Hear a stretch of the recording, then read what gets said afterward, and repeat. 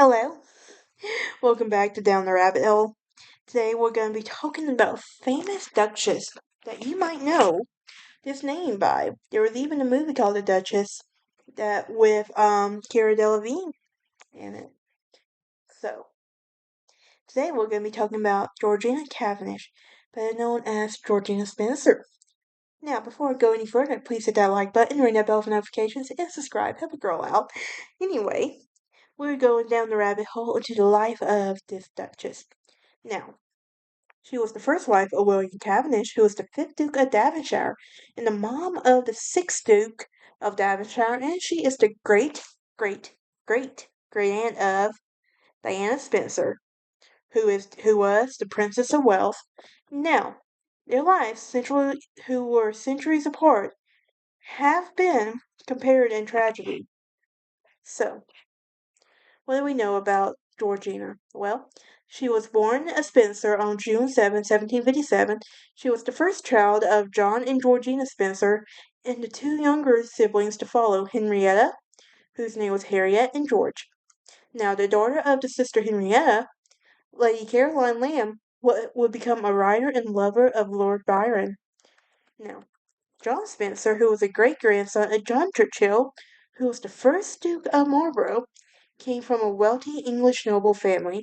He built the Spencer House as a family residence at St. James in London and raised the children there. Now, Lord and Lady Spencer was considered an unusually happy and demonstrably affectionate marriage of the era, raising their children according to the modern and enlightened ideas of John Locke and John Dresques Rosé.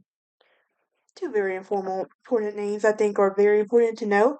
Now, Georgina was the family favorite. She was extraordinarily close with her mom, and she was who even confessed to favoring her over the other children. But this stability ended abruptly when she was separated from her parents and would travel to Italy for her father's help. While her mom admitted it was difficult, it was also to leave her husband, her family's devotion to her husband, rather than her children. And abandonment was a profound shock on Georgina, who became noticeably anxious and pleased with the emotional dependent on those around her. Now, when her father assumed the title of Viscount Spencer in 1761, she became the Honorable Georgina Spencer. In 1765, her father would become Earl Spencer, and she Lady Georgina Spencer. In 1766, the death of the Spencer's fourth child soon after her first birthday, and then the loss of another daughter. Only after a few weeks, just 3 years later, started an era of excessive traveling and gambling as they sought distraction from their heavy affliction. Lady Spencer attempted to balance the worldly vice of gambling until the dawn of self-denial and good works, but was aware, as were others, that her ascension was based on a real religious devotion. The gambling that absorbed both her troubled parents' attention had become a household routine and would become pervasive influence for the rest of her life. Let's talk about her marriage now. Georgina, on her 17th birthday, would be married to society's most eligible bachelor, William Cavendish. My guess is he was kind of like the Prince William of his day or whatever. But anyway, um, he was 9 years her senior, and the wedding took place in Wimbledon Parish Church, and was a small ceremony attended by her parents and her paternal grandparents, Lady Cowper. I think of British Kid when I think of that. I wonder if that's any inspiration for that name, honestly. But anyway, her paternal grandparents, one who was her prospective brothers-in-law, and soon-to-be sister-in-law, the Duchess of Portland. Now, her parents were reluctant to let their daughter go. While she was now married to one of the wealthiest and most powerful men in the land, she still attempted to exert their parental influence and keep emotionally dependent on them.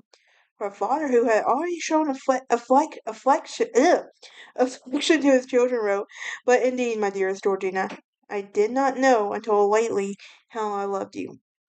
I miss you every day and every hour. The bond between Georgina and her mom continued after her marriage, and lifelong correspondence many survived. Now, unlike her mom, she had been out of society for several seasons, nor had she accepted the Duke because she loved or preferred him to all others. The Duke of Devonshire, referred to as the Duke by his family and friends, were notoriously reserved for a taciturn man, described as incapable of any strong emotion and destitute of all energy and activity of mind. Now, primarily motivated to please her parents with an illustrious marriage, Georgina believed that the Duke's outward detachment must conceal a loving personality similar to her introverted father, and that their marriage she would be both wife and companion. She was mistaken, though. Now, from the beginning of the marriage, the Duke could not meet her emotional needs, and she quickly learned her role was solely to produce an heir, fulfill the social obligations, and they had few interests in common. And as society dictated, it was unfashionable for husband and wife to be seen too much in each other's company, and the Duke was able to resume his bachelor lifestyle, spending nights playing cards at Brooks. Now, rejected by her husband, she began to embrace a frenetic world of society. All the distractions was offered. Her position meant that she was a fashion leader, and her wit, personality, and in that sense quickly made her a sought after figure um, in her own right. Now, public speculation as to her frenetic lifestyle will lead to the collapse of a satisfied when she miscarried for her second time in April of 1776. 1776, what was going on that year? Yep, we know what was going on that year. Now, one contributing stressor was the fact that she was deeply in debt, afraid to tell her husband, and she had hoped to be forgiven following the birth of her first child. It worsened when the Duke sided with a popular opinion which blamed her miscarriage and her reckless lifestyle. When her creditors threatened to apply to him, she was forced to confide in her parents. Furiously, they paid her debts, but insisted that she confess to her husband. He repaid them and did not refer to the matter. If Lady Spencer was shaken to discover that her daughter withheld secrets from her, Georgina Wood was more unnerved than matters by the silence of her husband in anger. So, before their marriage, the Duke had even fathered an illegitimate child. Can we guess who that is? Yes, that is the daughter Charlotte Williams, who was born with dalliance of a former milliner, Charlotte Spencer, of no relation to the House of Spencer. Now, on a side note, you're probably wondering, is Georgina related to Jenny Spencer? And here is your answer.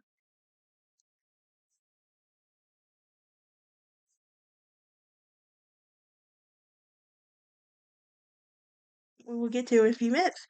But anyway,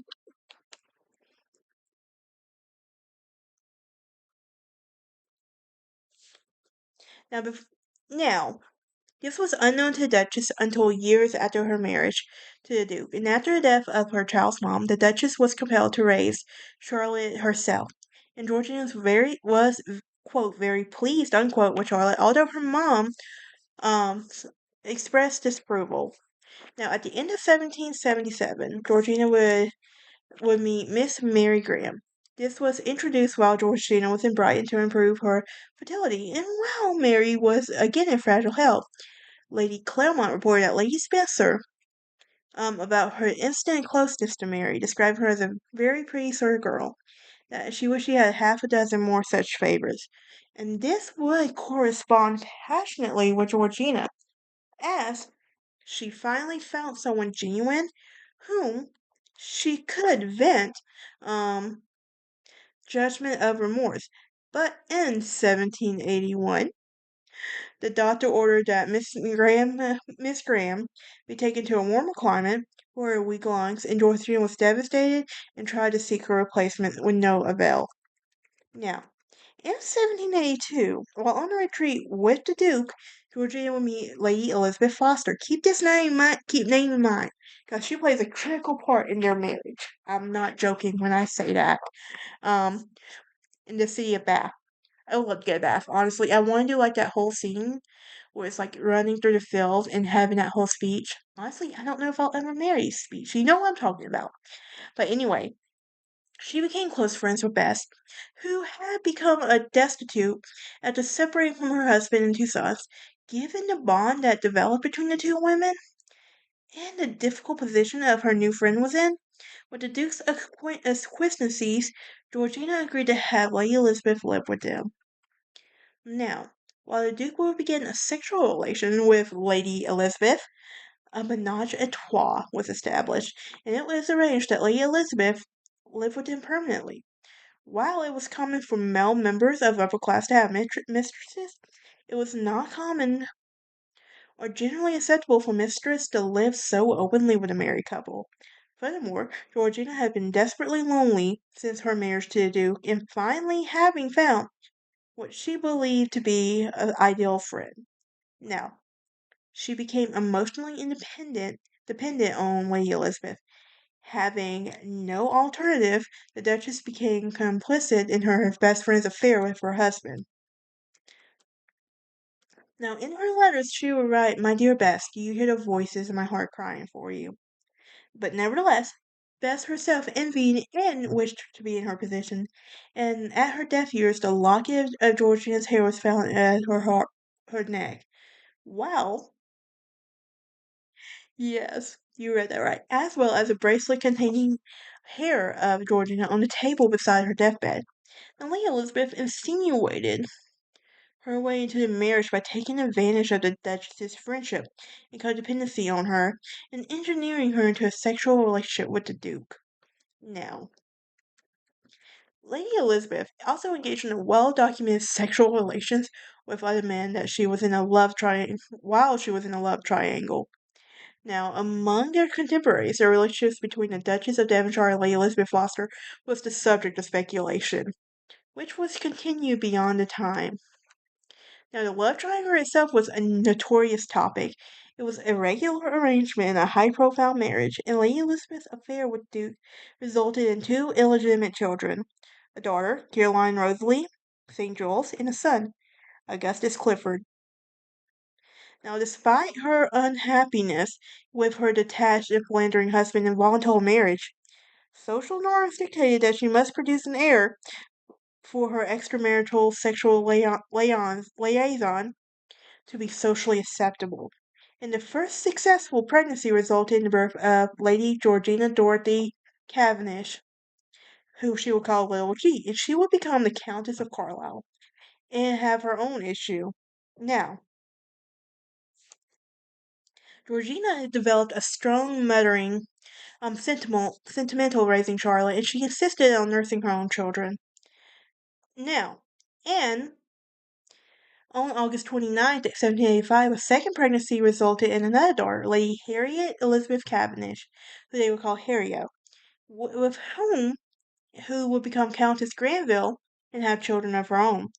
And finally, on May 21st, 1790, the Duchess would give birth to a male heir and to the dukedom, William George Spencer Cavendish, who took the title of Marquis of Harrington at birth, and she was called it was called Hart. Now, he would never marry and became known as the Bachelor Duke. With the birth and Marquess of Hartington, Georgina was able to take on a lover, and boy, she did. So, while there was no evidence of when Georgina began an affair with Charles Grey, later Earl Grey, she would become pregnant by him in 1791, sent off to France, and Georgina believed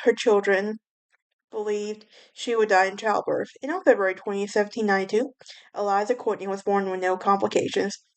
Her heart was broken yet again when she was forced to give her illegitimate daughter to his family, and Georgina would later be allowed to pay visits to her daughter, providing her with presents and affection. Eliza would grow up to marry Lieutenant Colonel Robert Ellis and bear a daughter named Georgina.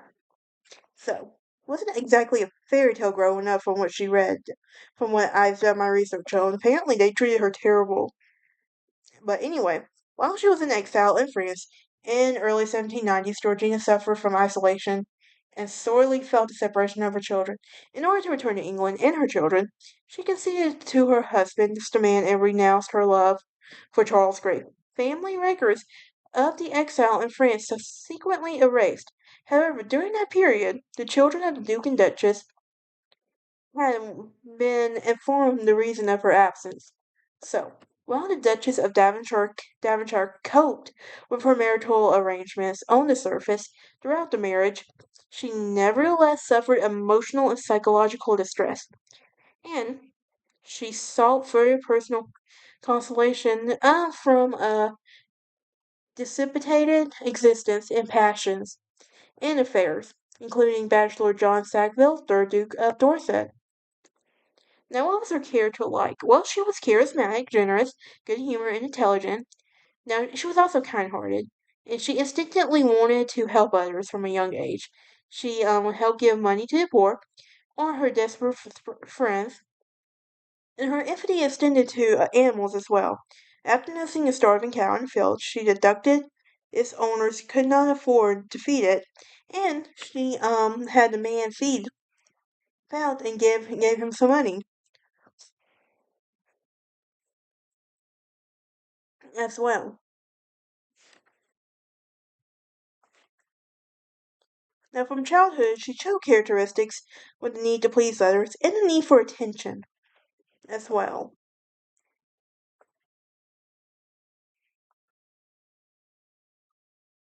Now, what about her pursuits and fame? Well, she was renowned for generosity in marriage from the powerful Duke of Devonshire and the Duchess of Devonshire, which was leading to society figure, and she was an emblem of the era. She was arguably the Diana, Princess of Wales of her time, and her popularity with the press and the public compared to what her descendant experienced more than 100 years later. Like Diana, she moved. Every move Georgina was being watched by spies and reported to the press, and her every mistake made a mockery the next day in the papers. Now, on a personal note, she and Diana had a common, famously unhappy marriage, a binge eating disorder, passionate personality, and a mutual love for their children. Like her dear friend Marie Antoinette, the Duchess of Devonshire was one of the fashion icons of the time and was elegantly flashy style, which made her the leader of the fashion of England. Now, every outfit that Georgina wore, and this would include her house hairstyle, to keep that in mind, was immediately copied by masses. The fashionable style of hair alone with a literally extraordinary height above her exuberant outfits. In 1774, Lord Starman presented her with an ostrich feather and with 4 feet long from Paris. Overnight, it became a huge hit despite the immoral side effects. Now, under the influence of leading socialite and fashion icon, the Duchess continued to contribute to politics, science, literature, and a part of her illustrious social engagement. She would gather around a large salon of literary and political figures. Among her major acquaintances was the most influential figures of her time. This would include the Prince of Wales, who would become later King George IV, Marie Antoinette of France, and her favorite at court, the Duchess of Polignac, Charles Grey, later Earl Grey and British Prime Minister, and Lord Melbourne, the lover of the Prince of Wales. Lady Melbourne, let me rephrase that. Now, newspapers would chronicle her every appearance and activity. She was, even Horace Walpole would say she was phenomenon. She was a phenomenon. Now, the Spencer family, from which the Duchess derived, was an ardent supporter of the Whig Party, as would come to show.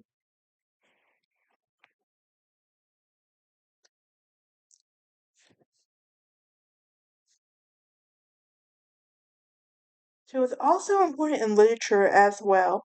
She would associate with the Blue Stocking Society that enabled her to develop close friendships with female novelists and intellectuals. She also herself was an avid writer, composing several works, um, both prose and poetry, in which some were published. And she composed the poetry to her father as a young girl, with some of its later circulating manuscript as well. Now, in 1778, Georgiana would release a novel called The Sylph. It was published anonymously, though, that's the thing.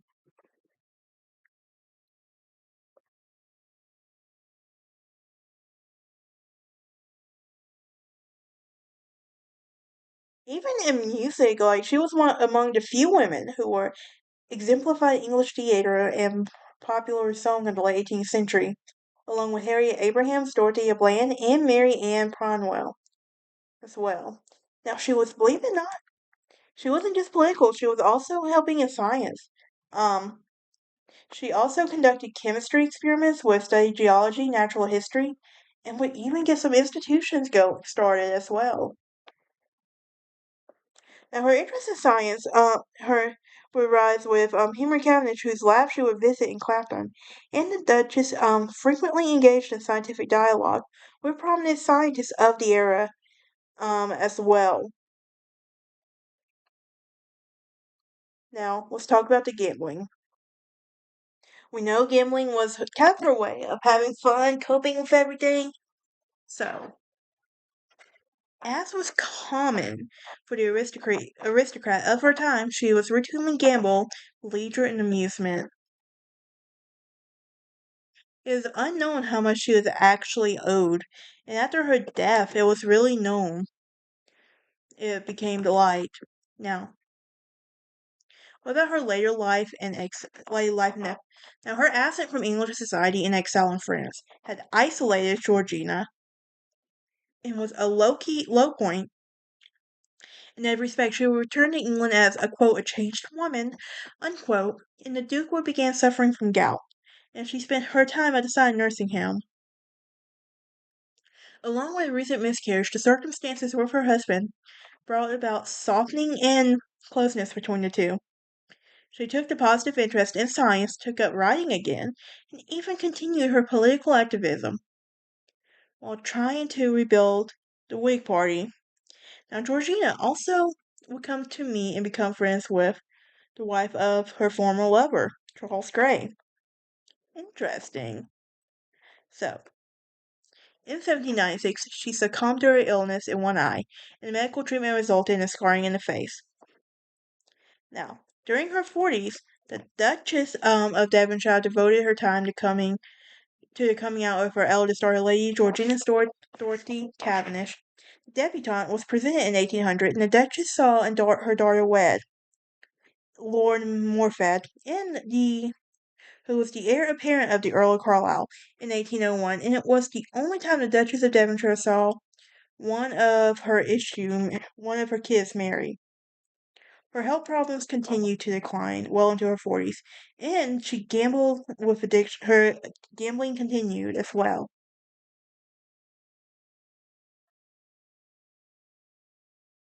She does have a legacy that was left behind.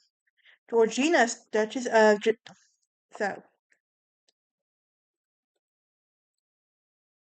the legacy and life of Georgiana Cavendish has remained a topic of study and intrigue. What do y'all think? Do you think she was a product of her time? Honestly? But Georgina's children were also discontented with marriage as they never liked Lady Elizabeth at all. Let's remember that. They probably were like, yeah.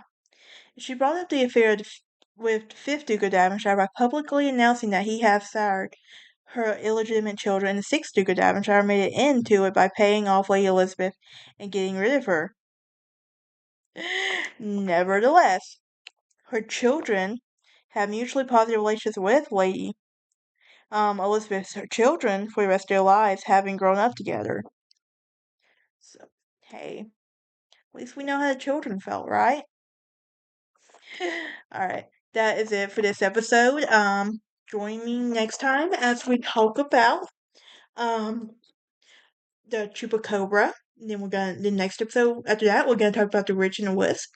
And then we're gonna talk about something happening here in Tennessee. Called the Bell Witch Hauntings. That happened at Bell Witch Cave, by the way.